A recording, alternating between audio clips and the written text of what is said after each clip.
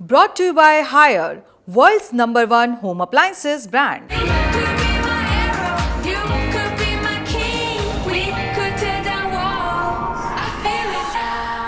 क्या Donald Trump Israel के daddy हैं?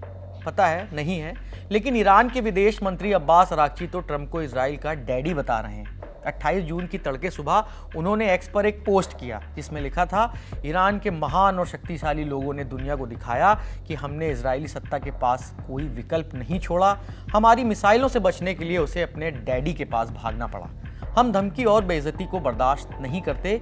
किसी भ्रम की वजह से अगर कोई बड़ी गलती की जाती है तो ईरान अपनी असली ताकत के इस्तेमाल में संकोच नहीं करेगा। अगर ऐसा हुआ तो निश्चित रूप से हर किसी को ईरान की असली ताकत का पता चल जाएगा।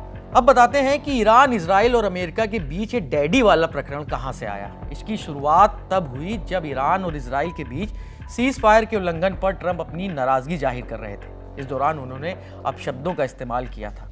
हालांकि इसके बाद ट्रंप ने अपने बयान का बचाव करते हुए ये भी कहा था कि इजराइल और ईरान अब एक दूसरे से नहीं लड़ेंगे। वे लड़ चुके हैं। जैसे दो बच्चे स्कूल में झगड़ते हैं वैसे ही आप उन्हें रोक नहीं सकते। उन्हें 2-3 मिनट लड़ने दीजिए, फिर उन्हें रोकना आसान होता है। इस पर नाटो महासचिव मार्क रूटे ने हंसते हुए कहा था कि फिर डैडी को कभी कभी सख्त भाषा का इस्तेमाल करना पड़ता है। इस पर ट्रंप ने भी हामी भरते हुए जवाब दिया कि कभी कभी आपको कठोर भाषा का इस्तेमाल करना पड़ता है और कभी कभी कुछ खास शब्द भी बोलने पड़ते हैं। अब ईरान के विदेश मंत्री ने ट्रंप को सख्त लहजे में चेतावनी दी है कि अगर वो सुप्रीम लीडर अयातुल्ला खामेनेई का सम्मान नहीं करेंगे तो नतीजे भयंकर हो सकते हैं। उन्होंने एक्स पर यह भी लिखा है कि अगर राष्ट्रपति ट्रंप सच में समझौता करना चाहते हैं तो उन्हें ईरान के सुप्रीम लीडर अयातुल्ला खामेनेई के लिए अपमानजनक और गलत भाषा का इस्तेमाल बंद कर देना चाहिए।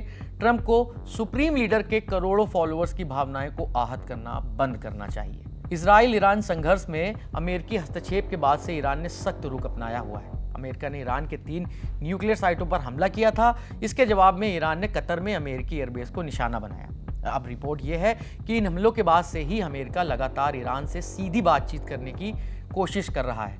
अमेरिकी विदेश मंत्री मार्को रूबियो ने भी एक बयान में कहा है कि उन्होंने ईरान के साथ समझौता करने की हर एक कोशिश की है। ट्रंप ने भी एक बयान में कहा था कि अगले कुछ दिनों में ईरान के साथ अमेरिका की बैठक होने वाली है। लेकिन अब्बास अरागची ने, जो कि ईरान के विदेश मंत्री हैं, उन्होंने ट्रंप के इस दावे को भी खारिज कर दिया था।